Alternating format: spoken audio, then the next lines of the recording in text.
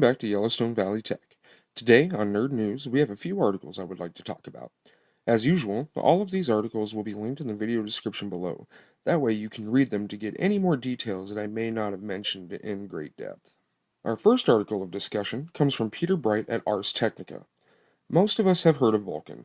If you haven't, the short story is that Vulkan is an open source, cross-platform API or application programming interface from the Kronos Group. For more on what an API is, you can read that particular article linked in the description below. Anywho, Vulkan is coming to the Apple ecosystem as Molten VK. Mr. Bright describes it as a runtime for macOS and iOS that offers an almost complete subset of the Vulkan API implemented using Metal, and that is Apple's own proprietary API based on OpenGL. With Molten VK, developers will have access to a single code base that will work with Windows, Linux, Android, and now Apple's macOS and iOS. Valve is an early adopter of Molten VK. According to Mr. Bright, they have been testing the API with the macOS version of Dota 2, and from what we can see in this graphic from the article, frame rates have been significantly improved over Apple's Metal. The OpenGL drivers available from Apple have long been criticized, not just because of poor performance, but also for the company's apparent refusal to support the latest versions of the specification. According to the article, the release of Molten VK is in response to demands from developers. They have stated a desire for a cross-platform API to, quote, maximize their reach, but also need to be able to reach Apple's platforms. However, developers did not want a fourth API to learn. Instead, they had hoped that the Kronos Group could repurpose an existing API in order to achieve their goals. Next up for discussion is an article from Tweaktown writer Anthony Gareffa. I have to admit, this one hurts quite a bit. According to the article, due to the current pricing of graphics cards, NVIDIA could debut the next-gen GeForce GTX 2080 at a staggering $1,499 US. Going through the article, it is hard to argue with Mr. Gareffa.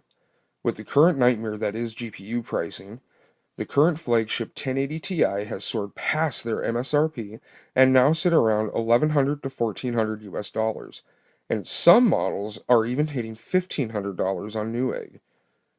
Even the GTX 1080 is going for between $800 and $1,000 US. What this means is any successor to the GTX 10 series may very well be more expensive than typical launch prices. Add the fact that the GTX 2080 could score approximately 30 to 50% more performance, as this usually tends to be the case, and the assumed upgraded GDDR6 is another hit to the wallet for everyone. As Mr. Gareffa states, and I happen to agree, it is unlikely that NVIDIA will be able to launch the GTX 2080 at the usual launch price of between $599 and $699 US, when the GTX 1080 is slower and nearly double that price point. Not even miners would want to buy a 1080. Our last topic of the day comes from Jacob Ridley over at PCGamesN.com.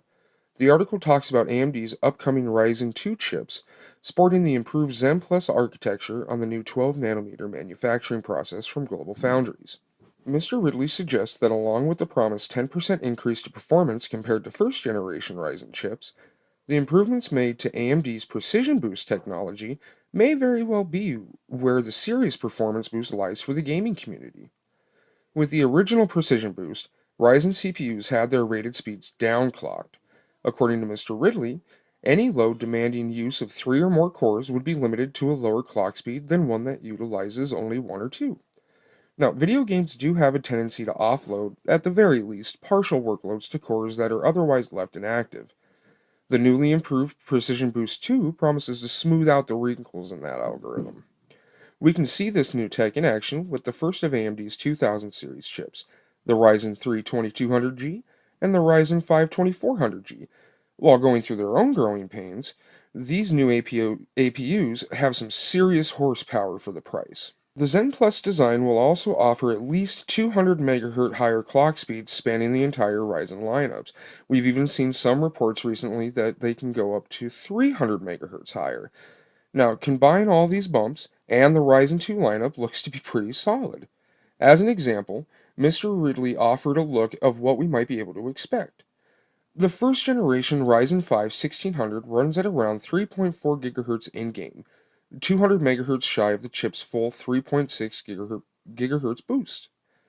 With Precision Boost 2 in hand, the second generation Ryzen 5 2600 could potentially reach much closer to 3.8 GHz under gaming load, nearly a 400 MHz boost in game at a minimum from the generational upgrade alone.